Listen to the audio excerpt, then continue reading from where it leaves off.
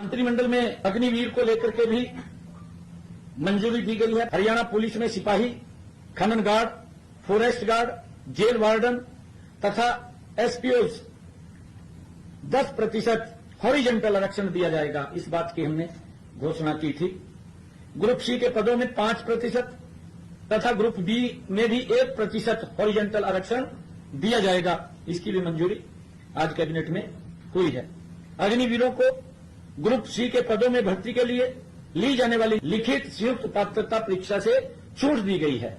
इसके अलावा यदि अग्निवीर के पास आवश्यक कौशल प्रमाण पत्र होगा, उसे स्किल टेस्ट से भी छूट दी जाएगी। भर्ती के लिए आयु सीमा में 3 वर्ष की छूट दी गई है। अग्निवीर जो पहले बैच के अग्निवीर होंगे, उनकी आयु सीमा में 5 वर्ष की छूट दी गई है। स्वयं रोजगार व उद्योग के मामले में अग्निवीरों को निम्न प्रकार के लाभ भी दिए जाएंगे।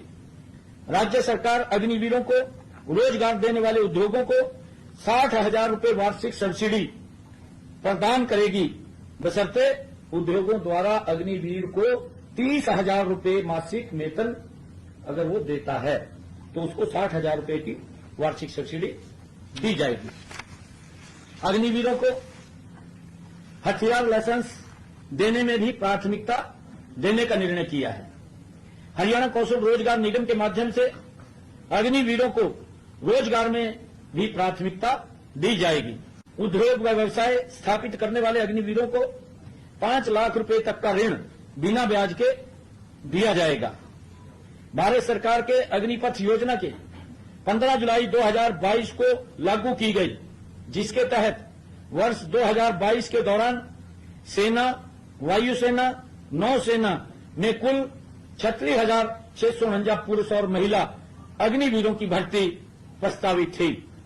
हरियाणा से 2022-23 में 1830 अग्निवीर भर्ती किए गए। वर्ष 2023-24 के लिए हरियाणा से 2215 अग्निवीर और भर्ती होने हैं। योजना के तहत 25% अग्निवीरों को सेना के तीनों अंगों में नियमित किया जाएगा। फसलों को एमएसपी को लेकर के घोषणा की गई थी। कैबिनेट की मीटिंग के अंदर उस एजेंडे को रखा गया।